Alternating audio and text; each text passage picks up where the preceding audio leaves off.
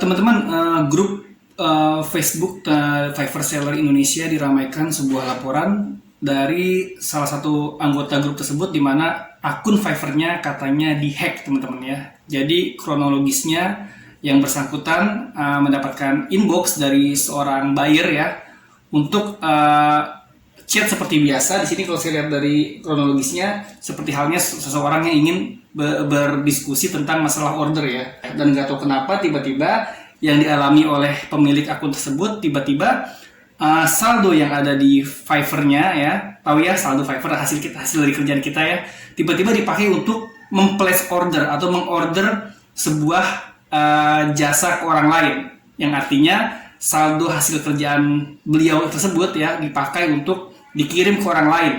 Artinya ya sama aja dengan terkuras kalau di Fiverr jadi bentuknya seperti mengorder sebuah gigs ya tanpa kita mau ya, alias skripnya berjalan dengan otomatis ya, seperti dihack atau dikendalikan oleh orang lain di luar akun tersebut. Sebenarnya hal tersebut sudah biasa di kalangan orang-orang yang melakukan kejahatan tersebut ya, tinggal kitanya aja pinter-pinter gimana cara mencegah hal tersebut supaya nggak terjadi lagi ya. Nah, dari sini saya pengen coba ngasih tips ke teman-teman ya, mungkin sangat bermanfaat terutama bagi yang baru, apalagi teman-teman yang baru biasanya kan nggak mau ribet ya, nggak mau susah, jadi harusnya sesuatu yang ribet dan agak jelimet ini menjadi pengamanan bagi kita, karena sebenarnya Fiverr sudah menyediakan sebuah pengamanan berlapis buat kita supaya hal tersebut tidak terjadi ya. Maka ikuti beberapa tips yang akan saya sampaikan ini, kali aja bermanfaat untuk teman-teman agar tidak terjadi hal yang tidak diharapkan seperti ini lagi ya. Simak terus.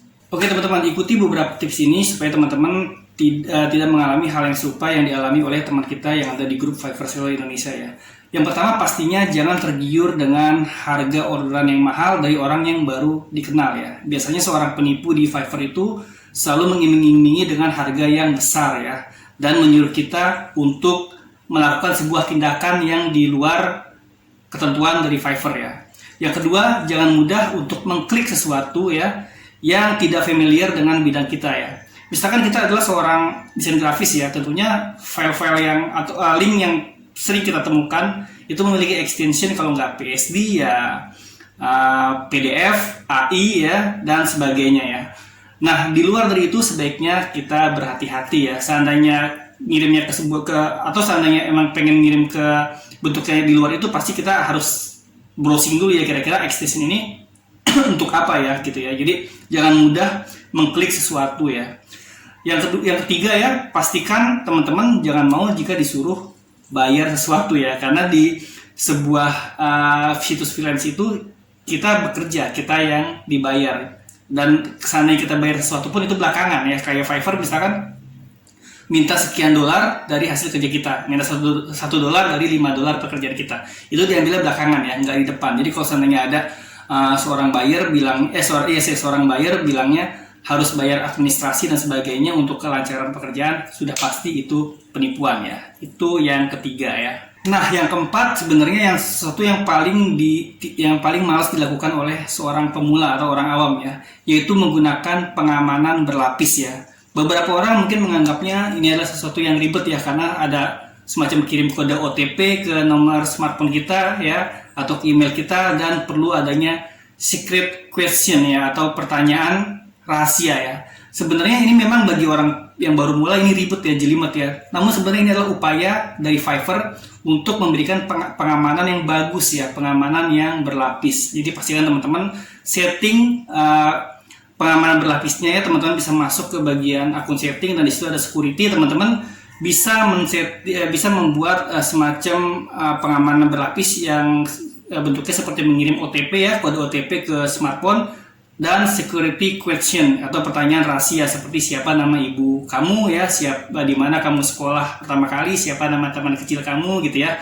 Nah, pertanyaan itu hanya kita yang bisa setting dan kita yang bisa jawab. Jadi kalau seandainya ada hacker paling masuk melalui passwordnya aja ya, atau mengendalikan sesuatu setelah mereka mengklik link dan mereka melihat password atau sudah login melalui password yang kita login tersebut ya. Artinya masuknya setelah kita login, jadi mereka menjalankannya setelah kita masuk dengan password. Nah, jika kita punya pengamanan berlapis, maka kita bisa menggantinya dan bisa mendapatkan notifikasi dari Fiverr-nya untuk memastikan bahwa kita adalah kita ya, yang masuk adalah kita ya, meskipun passwordnya dibobol ya. Jadi penting melakukan pengamanan berlapis ya, atau double security yang ada di Fiverr. Jadi Fiverr emang sudah bagus mengamankan kita, tinggal kitanya yang mau sedikit ribet atau enggak ya, sedikit cerdas atau enggak ya.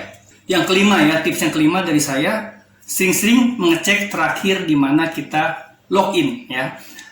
Bahkan ini pun juga dibikinin sama Fiverr ya. Jadi kalau kita masuk ke akun setting, lalu kita ngeliat di mana terakhir kita login ya. Kalau seandainya saya kan biasa login di rumah di Tangerang nih ya, di Tangerang atau melalui smartphone dan melalui laptop.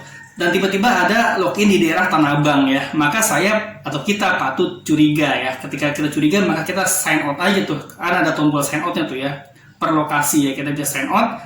Dan jika perlu kita buat password baru dan security question baru ya, dan request untuk kode OTP gitu teman-teman. Oke, jadi begitu teman-teman ya. Jadi kita memang memerlukan beberapa upaya yang mungkin bagi beberapa orang ribet ya. Namun ini sebenarnya pengamanan dari hal-hal yang tidak diharapkan ya.